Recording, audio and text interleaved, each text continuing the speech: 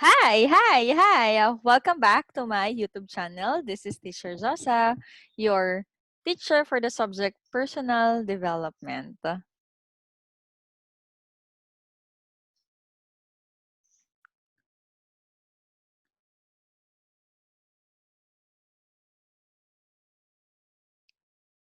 All right.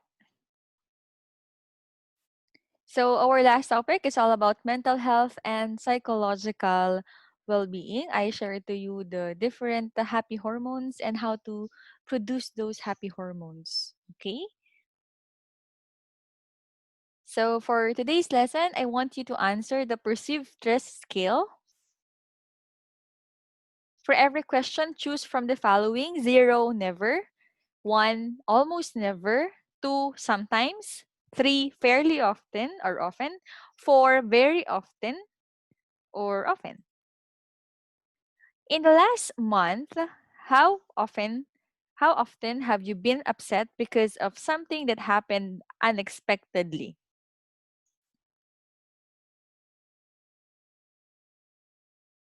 In the last month, how often have you felt that you were unable to control the important things in your life? In the last month, how often have you felt nervous and stressed? In the last month, how often have you felt confident about your ability to handle your personal problems? 5, in the last month, how often have you felt that things were going your way? In the last month, how often have you found that you could not cope with all the things that you had to do? Help. In the last month, how often have you been able to control irritations in your life? For number 8, in the last month, how often have you felt that you were on the top of the things? Woohoo! In the last month, how often have you been angered because of things that happened that were outside of your control? In the last month, how often have you felt difficulties were piling up so high that you could not overcome them? First, reverse your scores for questions 4, 5, and 7, and 8. On these 4 questions, change the scores like this. 0 is 4, 1 is equals to 3, 2 is equals to 2, 3 equals to 1, and 4 equals to 0. Okay? Reverse your score. Now, add up your scores for each item. My total score is blank. So if your score is 0 to 13, it would be considered low stress. Congratulations. For score ranging 14 to 26, it would considered moderate stress. Okay pa rin yun. For ranging 27 to 40 would be considered high perceived stress. Okay? So today our topic is all about stress and its effects. All right. So our content standard is the learner demonstrate an understanding of the concepts about mental health and well-being, particularly stress and coping strategies in middle and late adolescence. Next is the learner shall be able to identify his or her own vulnerabilities and plan to how to stay mentally healthy while coping with stress. Our most essential competency is identify causes and effects of stress in one's life. So our specific objectives to achieve this competency is identify causes and effects in one's life, record and analyze stress-related information over a period of time, and I want you to write personal stress buster.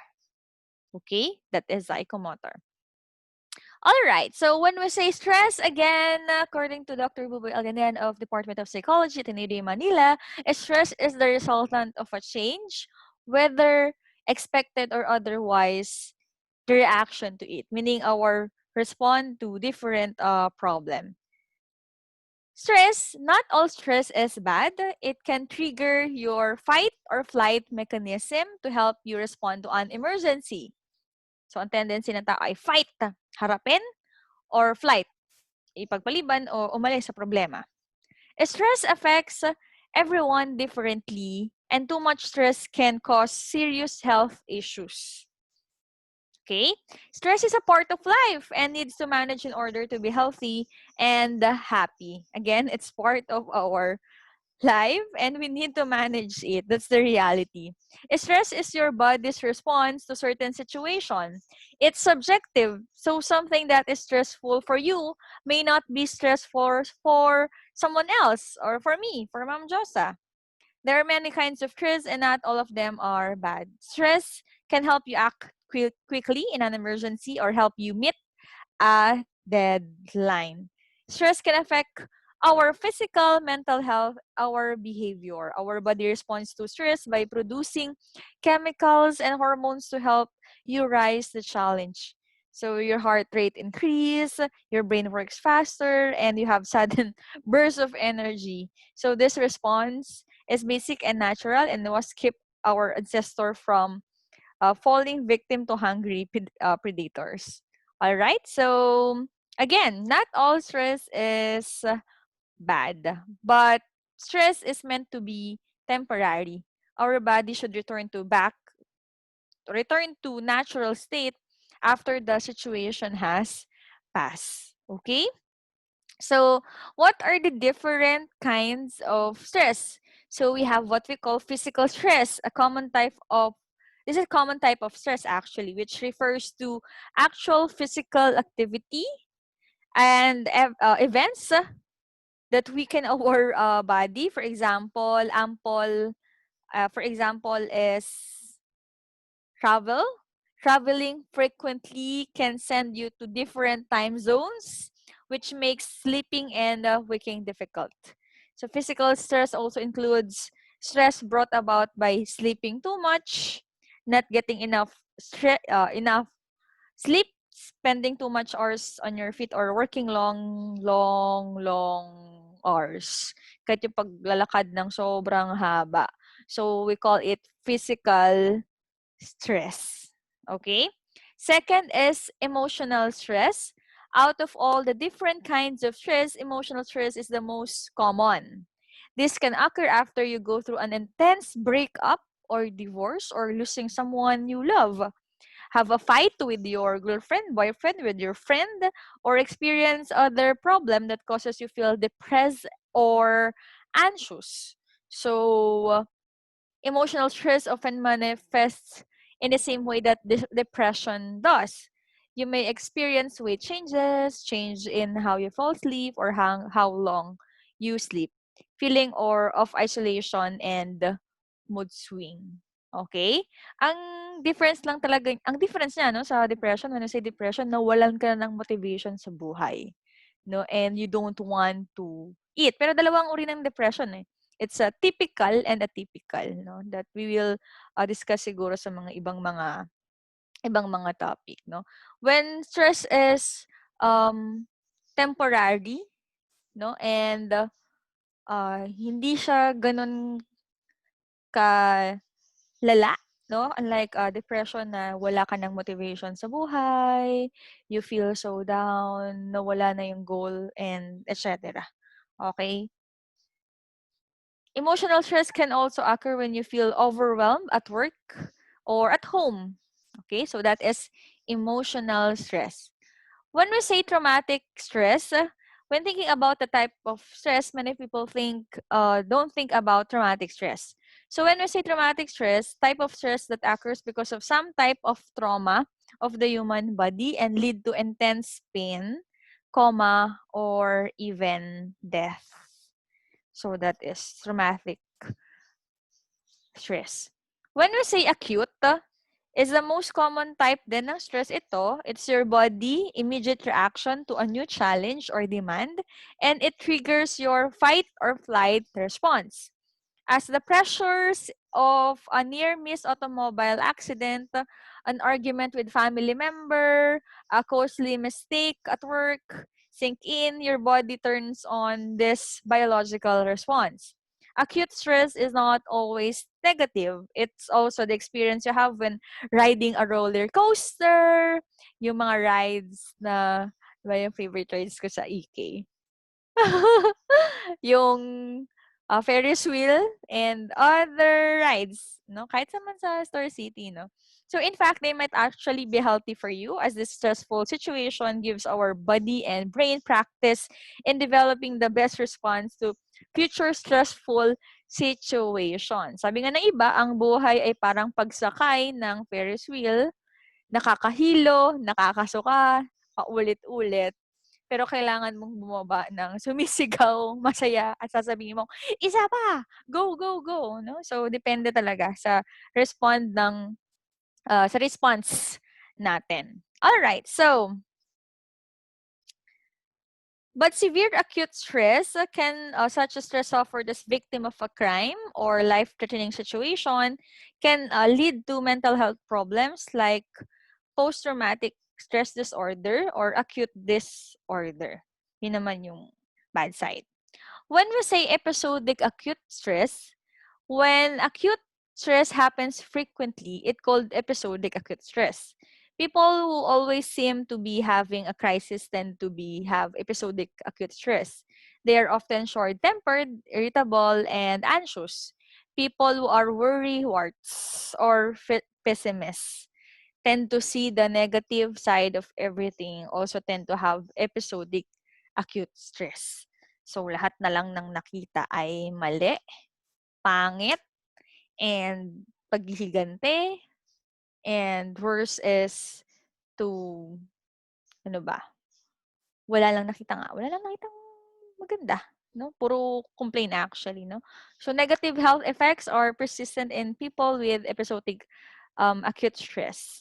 So, napakahirap baguhin ng lifestyle kapag episodic acute stress. When we say chronic stress, if acute stress is not resolved and begins to increase or last for long period of time, it becomes chronic stress. This stress is constant and does not go away. It can stem from such as poverty, dysfunctional family, unhappy marriage, a bad job. So that is chronic stress. That's why we need to, kaya minsan yung mga parent natin paulit-ulit na pagsabi, mag-aral ng mabuti dahil mahirap maging mahirap. And always choose yung best partner kasi napakahirap dalhin at bitbitin. When you watch yung K-drama na movie na World of a Married Couple, di ba? Sobrang stressful para sa anak. Makita na mag-divorce yung kanyang nanay at tatay. So, we call it chronic stress na nandun na sa buhay mo eh. Nandyan na. Ang hirap mawala, no, na ikaw ay broken family, na iniwan ka ng tatay mo, or etc. No? So, chronic stress can be detrimental to your health as it contribute to several serious diseases like heart disease, cancer, lung cancer, accidents, and yung worst is suicide. That's why we need to handle this kind of stress.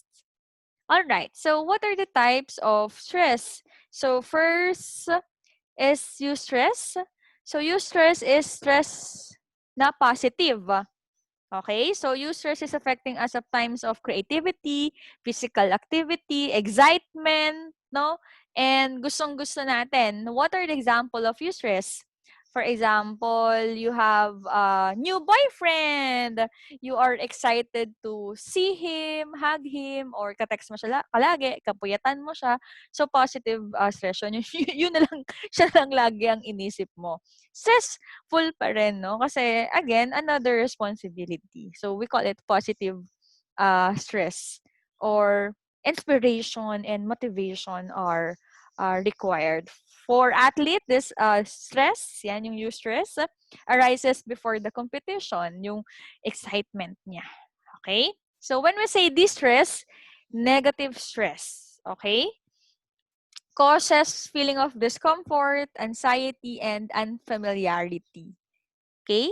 So, we can divide this into acute stress and short-term stress.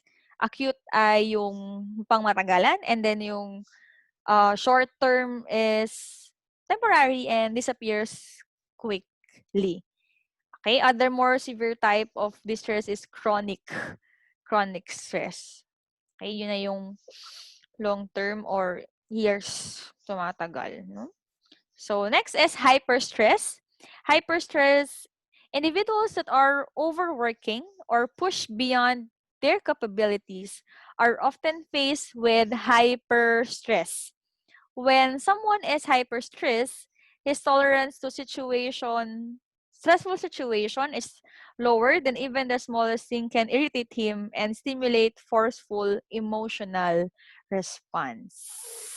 So, if you're going to answer in advance all our activity sheets and module, make sure na you have your enough time, that your health is good, yung kumain ka ng maayos, may sapat kang tulog. Okay? Huwag aabusuhin ang sarili or else you're going to experience hyper stress. Masyadong pinersa at inabuso ang sarili. Kaya konting kibot lang ng nanay, galit na agad. That is hyperstress. Hypostress develops in situation, yung last, when an individual is bored, does not face a challenge, and lacks enthusiasm. It's the opposite of hyperstress. Ito naman, no, tamad na tamad, walang goal sa buhay, boring na boring because of daily routine, paulit-ulit na lang. So we call it yung familiarity na masyado. Okay? So those are the types of stress. Okay? Sige. Next is, what are the factors affecting our stress? So first is predictability. So predictability meaning kapag nakikita natin yung next na mangyayari, mas napaghahandaan natin. Yun nga lang, hindi lahat ng bagay ay napaghahandaan or ano ba, kaya mong isipin agad, no? Kasi may mga emergency, changes, and everything. Okay? So sinasabi lang yan, factors affecting our stress para hindi ka mahirapan, pinipredict or tinitignan mo na yung pwede, yung possibility actually. So, you need to have a plan A, plan B, plan C. So, contingency plan. Bakit? Para saan yung contingency plan or plan B to Z?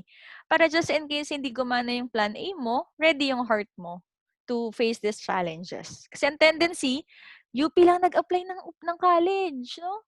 Akala niya makakapasa siya. Eh, dahil dun lang mag-isa, eh, biglang bumagsak. So, wala na. Sobrang stressful kasi hindi mo na alam yung gagawin mo. So, for predictability, you need to make contingency plan. Okay? Alright. Next is controllability. Okay? When we say controllability, nasa atin yung hawak natin, yung buhay natin. I mean, mas na-manage natin because we are part of this decision or tayo yung gumagawa ng decision or part tayo nung nangyayari. Okay? Nahihirapan tayo if we can control the situation. For example, yung grade natin, hindi naman, for example, yung mga scores natin, hindi natin ensure kung perfect ba yun or may mga times na depende pa rin sa teacher natin if okay yung ating output. So, we call it controllability. So, ano sinasabi dito for factors of stress, no?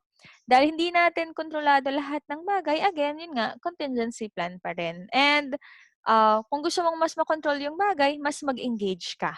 Okay, you ask your teacher, you ask your family, your friends, you study hard, you see or ano ba, seek advices of doctors and etc. Manood ng YouTube videos, i-double check. Mas ma-engage ka, mas maging part ka, mas aralin mo. Okay? Next is stress reactivity, meaning your reaction. Okay? Gaano yung tolerance level mo, yung patience mo rin when you receive bad news or ano man yung event na yon, no? Napakahalaga ng reaction mo. And people tend to react than to respond. Nawawala yung action-oriented thinking. When we say action-oriented thinking, ito yung problema, ano yung solution?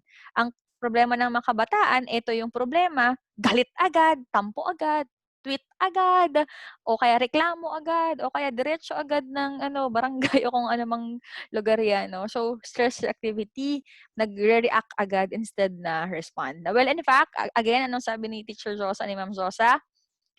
We need to have a action-oriented thinking.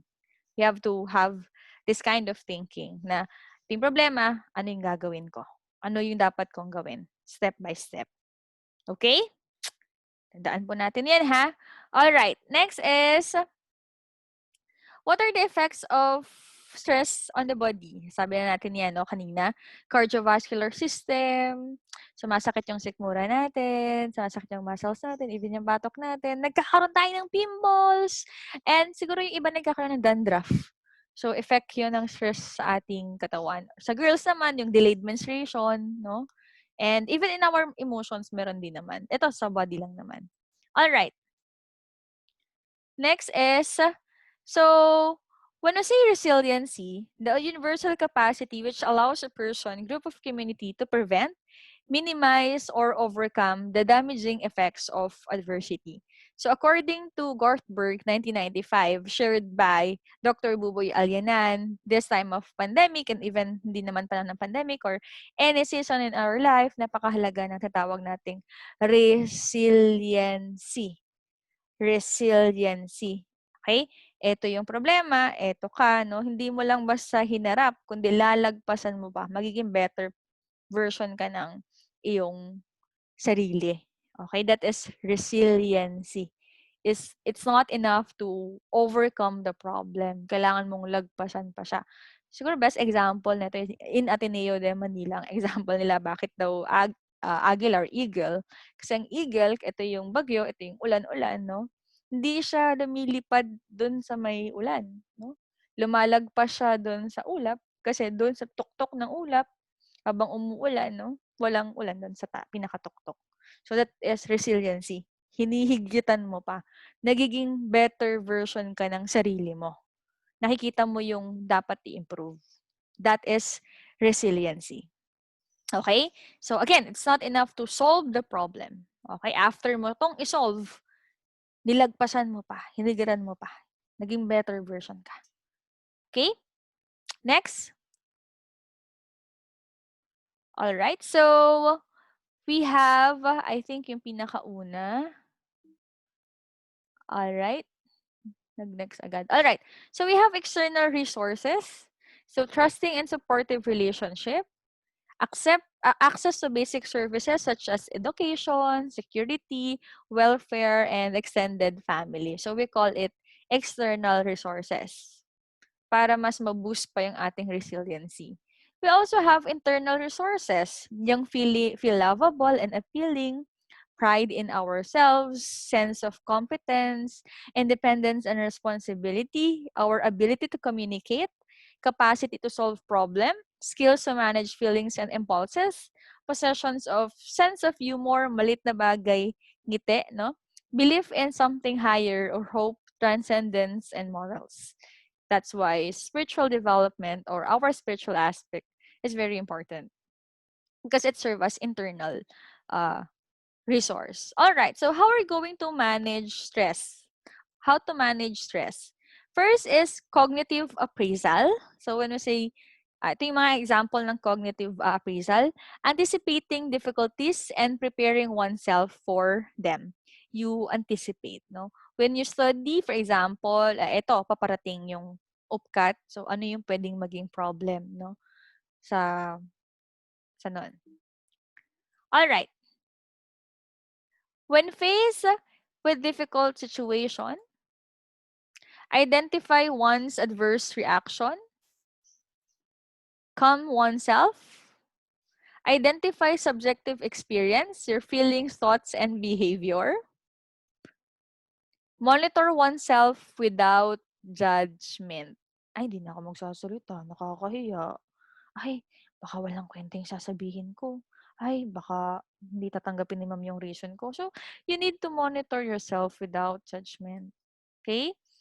Next is intrapersonal. Keeping a stress or hustle log. Si ma'am, meron yan. Yan. Chining! Okay? Lista mo yung mga naging stressful at ano yung mga naging solution mo. Okay? Reduce exposure to noise. Limit life changes. Wag pabago-bago lagi, no, ng boyfriend o kaya ng pinupuntahan, no. Minsan tingnan natin, no. Define success. So you can change definition of change of success.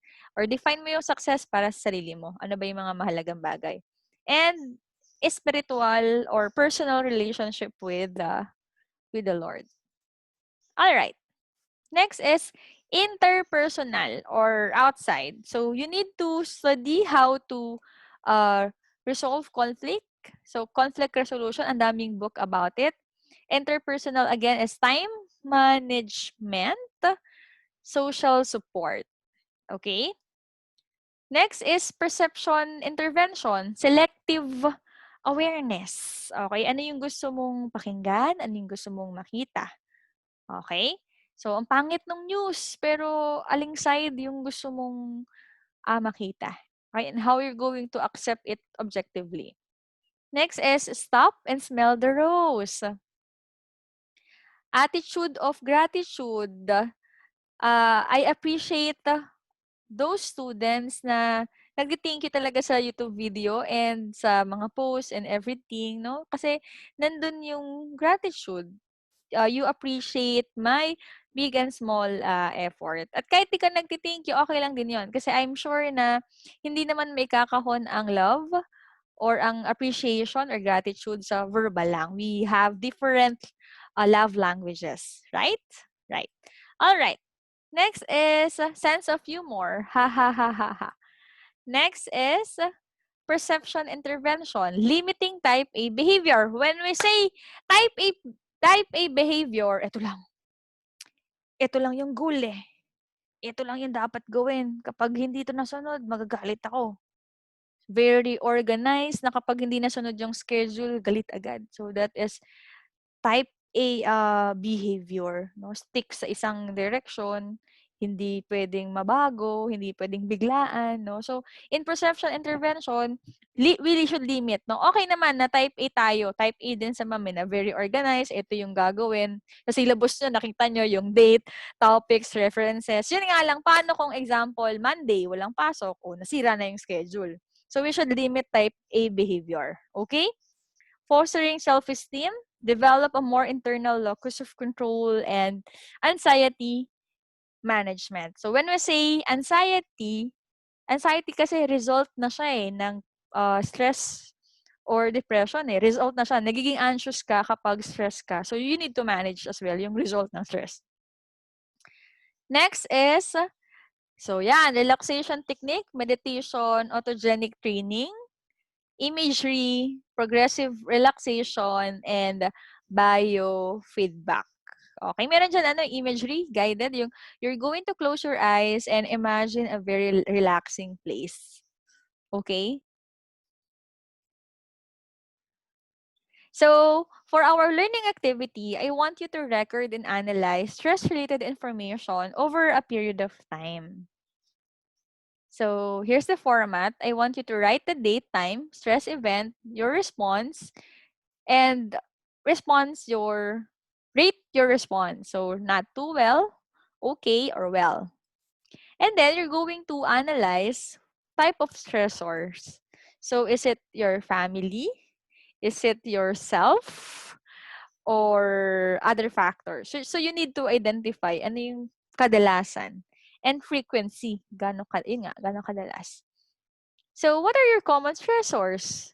So, given na paulit-ulit pala na nagkukos yan ng stress sa'yo, how do you respond to stress? Kasi kung paulit-ulit nangyayari sa'yo, meaning may kulang o mali dun sa pag-handle mo. Kaya siya nauulit-ulit. Next is, I want you to write personal asset poster on understanding mental health and psychological well-being to cope with stress during adolescence. So, a short slogan, just like this. Yan. I want you to identify your best personal talents that help you manage adversities in life and create a slogan for this personal asset. Diyos ang aking lakas, lakas po yan walang hirap ang hindi nalulutas. Kung may gusot, may lusot. So, any personal asset buster relating to your habits, talents, and skills. Okay, be creative. So, here's our other references. So, for other references, ang suggestion nila, we should take a break from the stressor, exercise, smile and laugh, get social support, meditate.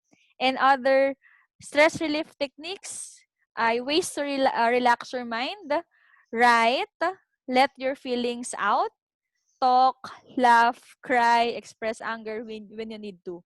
Huwag kimkimin. Pero huwag namang abusuin na, ano, no, na parang laging prangka o kaya laging galit. No? Tingnan mo rin yung tao sa paligid mo, baka pagod din sila. Do something you enjoy, a hobby such as gardening, creative activity, playing with others or with your siblings, volunteer work. Okay? Focus on the present. Okay?